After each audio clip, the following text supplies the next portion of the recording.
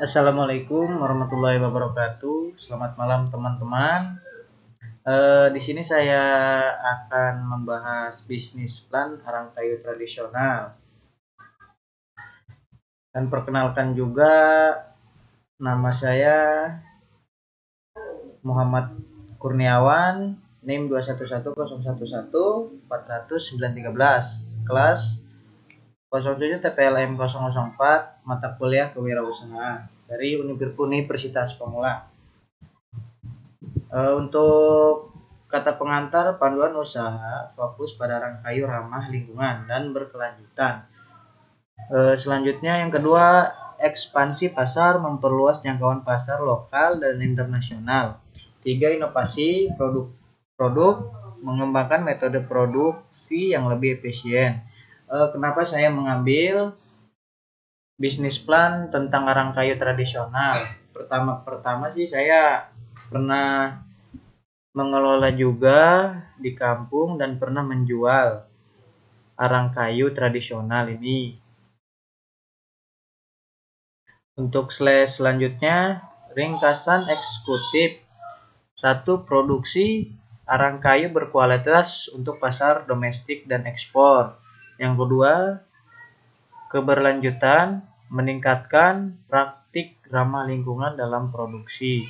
Yang ketiga, ekspansi, memperkuat posisi di pasar internasional dalam 5 tahun. Untuk pendahuluannya, latar belakang arang kayu sebagai bahan bakar alternatif ramah lingkungan. Untuk visinya menjadi produsen arang kayu terbesar di Indonesia. Untuk misinya juga menerapkan produksi modern dengan bahan berkelanjutan. Dan untuk selanjutnya, aspek pasar dan pemasaran. Pasar utama domestik, Asia Timur dan Timur Tengah. Untuk kekuatannya, produk ramah lingkungan dengan standar internasional karena kan memakai bahan kayu. Sisa-sisa kayu juga bisa untuk membuat arang kayu yang lebih ramah lingkungan juga. Dan untuk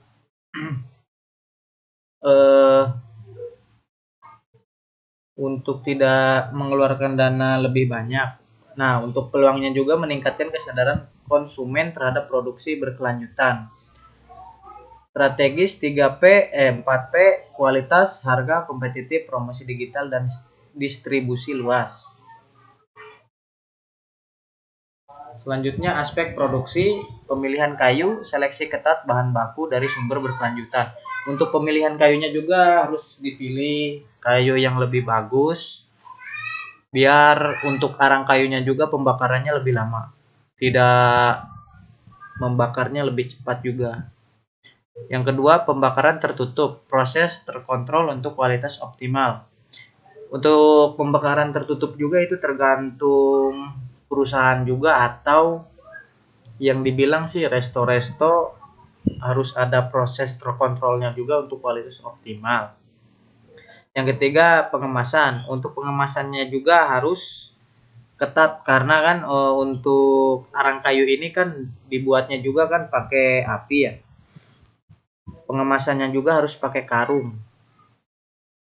Setelah pengemasan, sebelum pengemasan sih ya pakai air dulu biar si arang kayu enggak panas juga, enggak bolong juga untuk ke dalam pengemasannya. Untuk selanjutnya aspek keuangan, ya modal awal untuk buka perusahaan ya sekitar 5,3 M. Proyek pendapatan per tahun itu 1 tahun 7 M. Break even point tahun pertama. Untuk selanjutnya juga struktur, organisasi dan manajemen. 1. COI, pemimpin strategis dan pengambil keputusan utama. 2. Manajer produksi, mengawasi proses produksi dan kontrol kualitas.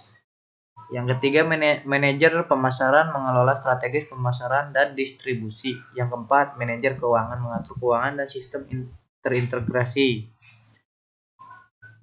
Selanjutnya, penutup dan saran.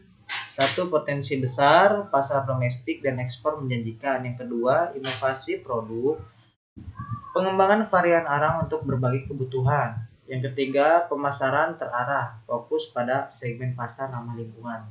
Yang keempat, keberlanjutan, penguatan praktik produksi yang bertanggung jawab.